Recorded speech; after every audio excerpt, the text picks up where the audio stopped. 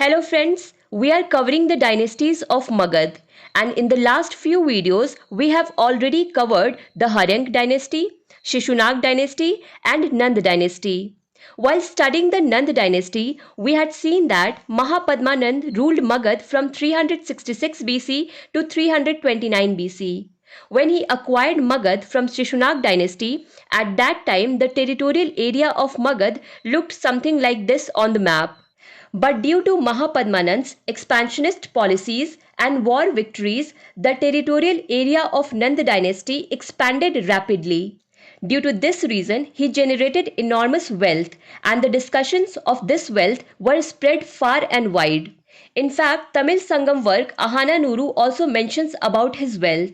Ahana Nuru was written by Mamulnar. The rule of Mahapadmanand ended in 329 BC, and after that his son Dhananand became the king of Magad. And it is obvious that all the wealth that was generated during the rule of Mahapadmanand was now given to Dhananand. Dhananand ruled from 329 BC to 321 BC. But Dhananand was very greedy, cruel, and indecent king. Despite having so much wealth already, he had imposed excessive tax in his territorial area, due to which the common people were troubled. Insulting the scholars of his state was a game for him. One such scholar was Chanakya, insulting whom Dhananand threw him out of his court. Chanakya was a professor of political science and economics at Takshila University.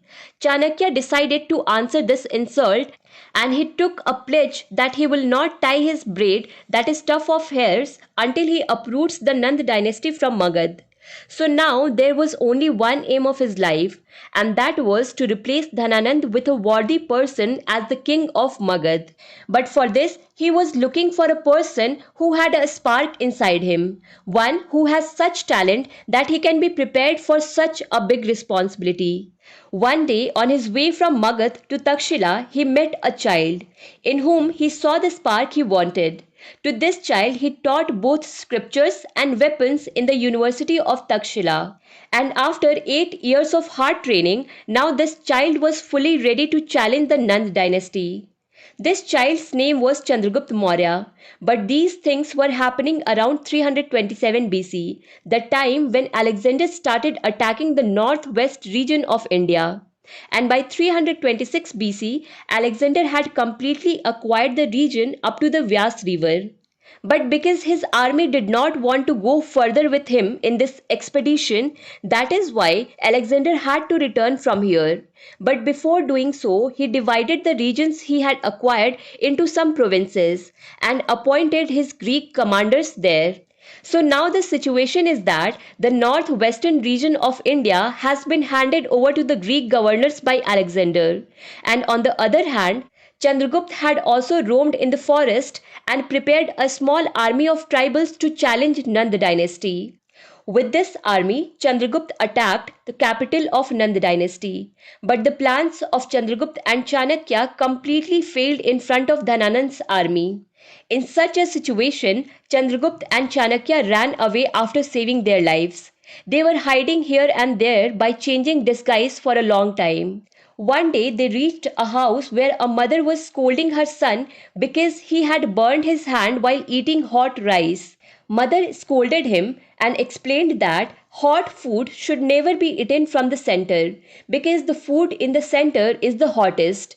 Hot food should be started slowly from the side. This logic was heard by Chanakya and Chandragupta, and they understood that if they want to end Nand dynasty completely, then they should not attack directly in its capital Patliputra.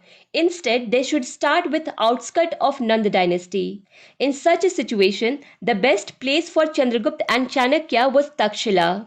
It was also in the outskirts of Nand dynasty, and Chandragupta and Chanakya were very much aware of this place. That's why they came to Takshila.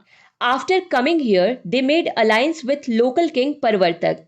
Some historians believe that Parvartak is the same king who has been called Porus in Battle of Hydaspes.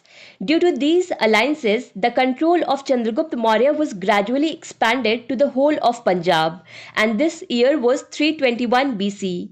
And from here, the eastward movement of Chandragupta Maurya started, after which he acquired the territories of Nand dynasty one by one, and finally he defeated Dhananand as well.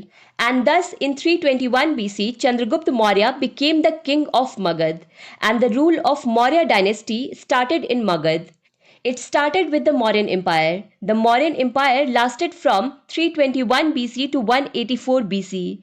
During this time, Chandragupta Maurya, his son Bindusara, and after him his son Ashoka became the king. And this was the time when the Mauryan Empire was at its peak. You can see in the map that almost the entire Indian subcontinent and in the northwestern region, the part ahead of the Indian subcontinent, also used to be the territory of the Mauryan Empire. And it can be said that the Mauryan Empire opened a new era in the history of India. And thus, political unity was achieved in India for the first time. So these were the details related to the establishment of Mauryan Empire. To understand Indian history and Indian polity in detail, do follow Bookstawa playlist. Link is given in the description box. Thank you for watching Bookstawa.